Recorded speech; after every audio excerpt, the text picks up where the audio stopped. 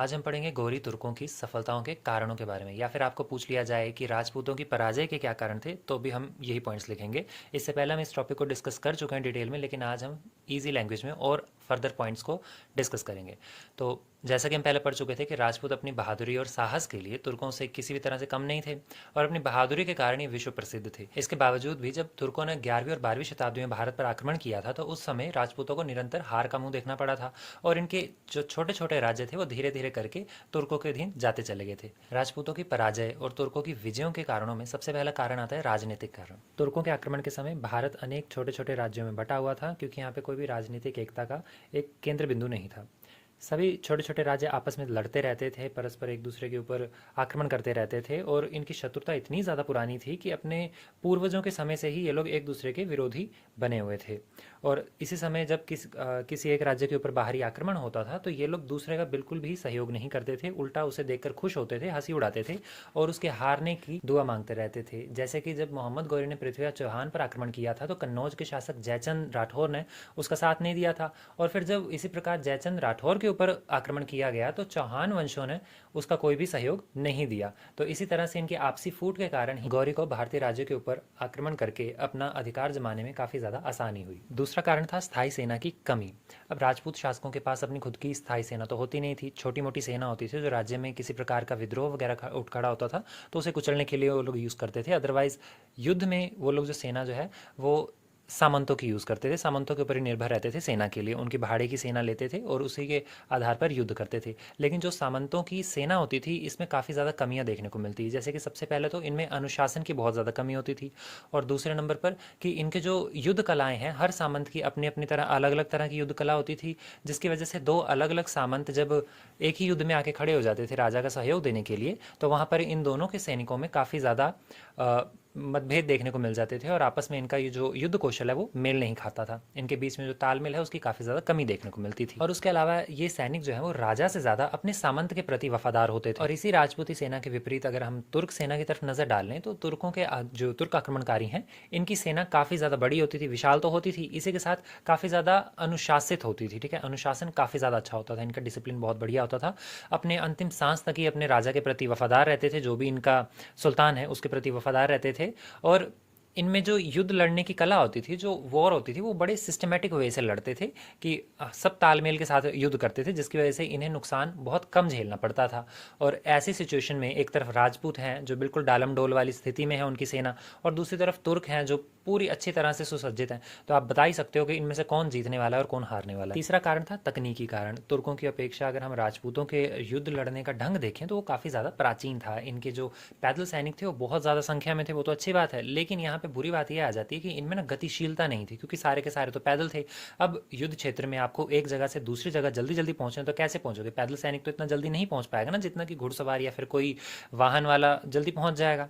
तो राजपूतों की सेना में हमें देखने को मिलता है कि ये लोग हाथियों को बहुत ज़्यादा महत्व देते थे। हाथियों को वॉर में हमेशा आगे रखा जाता है, ताकि सामने की तरफ को चलते हुए ये जो दुश्मन है उसकी सेना को कुचलते चले।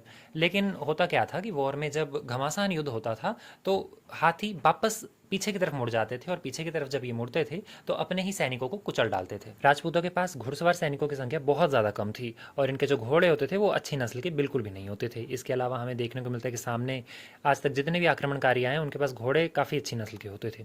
इसके अलावा राजपूतों के जो अस्त्र शस्त्र हैं वो काफ़ी ज़्यादा प्राचीन थे, जिसमें ये लोग तलवार और भाला जो है उसी का प्रयोग करते थे। और इन चीज़ों का प्रयोग तो हम तभी कर सकते हैं जब आमने सामने की जस्ट सामने क्लोज जाके लड़ाई की जा रही हो, मतलब दूर से लड़ने वाले जो हथियार हैं वो इनके पास नहीं थे। दूसरी तरफ तुर्क नेता जो है वो युद्ध में नवीन ढंग से लड़ते थे। इनके पास ज़्यादातर संख्या जो है वो घुड़सवार सैनिकों की होती थी, जो बहुत जल्दी एक जगह से दूसरी जगह जा सकते थे और शत्रु के ऊपर बहुत ही तीव्र गति से आक्रमण कर सकते थे। इनके घोड़े भी बढ़िया नस्ल के होते थे, और हथियारों में ये धनुष बाण को सबसे ज़्यादा महत्व देते थे, क्योंकि दूर के शत्रु के ऊपर आक्रमण करने के लिए धनुष बाण जो है वही सबसे अच्छा उस समय का औजार था या फिर हथियार था कहीं कि हम।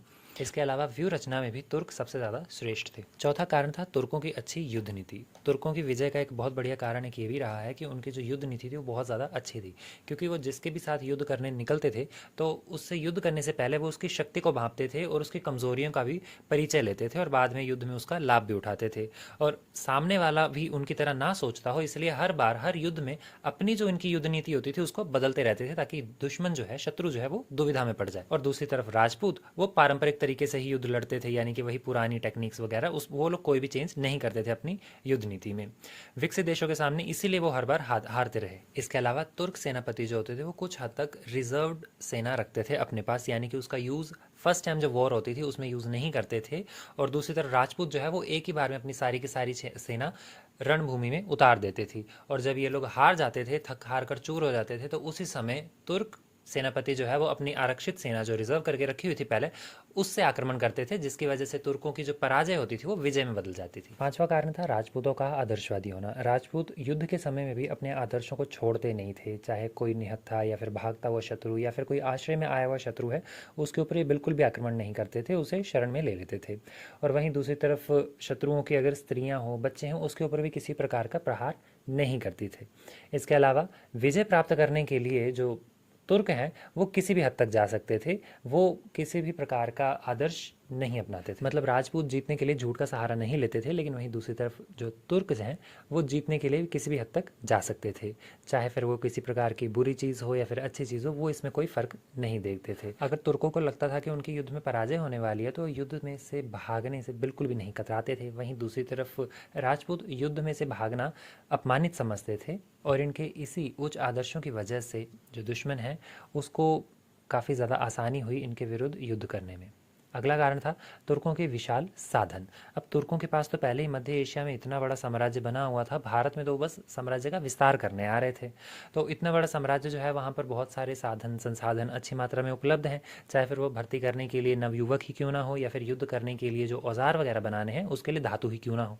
तो उनके पास इतनी बड़ी पॉपुलेशन थी कि जब भी युद्ध का नाम लेते थे तो बहुत सारे नवयुवक जो हैं वो आके खड़े हो जाते थे, और उनमें से सबसे अच्छे कौशल के होते थे उन्हें वो सिलेक्ट करके अपनी सेना में भर्ती कर लेते थे। वहीं दूसरी तरफ राजपूत राज्यों की तरफ देखा जाए तो वो पहले से ही छोटे छोटे हैं, इनके पास साधनों की भी कमी है और जनसंख्या भी बहुत सीमित होती थी, जिसकी वजह से जैसे तैसे जिस प्रकार के व्यक्ति इनकी सेना में भर्ती होने आता था, बिना किसी कौशल को जाने ये उन्हें भर्ती कर लेते थे। मतलब इनकी मजबूरी थी उन्हें भर्ती करना, तो इसी मजबूरी के कारण बिना किसी सोच विचार के ये लोगों को भर्ती कर लेते थे, और ऐसी सेना को पराजित करना काफ़ी ज़्यादा आसान हो जाता है। मोस्ट इंपॉर्टेंट पॉइंट था कि तुर्कों के पास अनुभवी जनरल थे, जैसे कि महमूद गजनवी, मोहम्मद गौरी, बख्तियार खिलजी, कुतुबुद्दीन ऐबक और भी बहुत सारे थे, जो राजपूतों के मुकाबले में काफ़ी ज़्यादा अनुभवी थे और दूरदर्शी थे, क्योंकि मध्य एशिया में इन्होंने कई प्रकार के युद्ध लड़ रखे थे जो आधुनिक ढंग से लड़े गए थे। तो आधुनिक युद्ध कला से भी ये लोग अच्छी तरह से परिचित थे, और उसके अलावा इतने सारे युद्ध लड़े हुए हैं इन्होंने, तो हर प्रकार की युद्ध नीति ये लोग जानते हैं। इसके अलावा तुर्कों के जनरल जो है वो जन्मजात योद्धा होते थे, इनकी सूझबूझ बहुत ज़्यादा तेज़ होती थी, खराब से खराब परिस्थिति में भी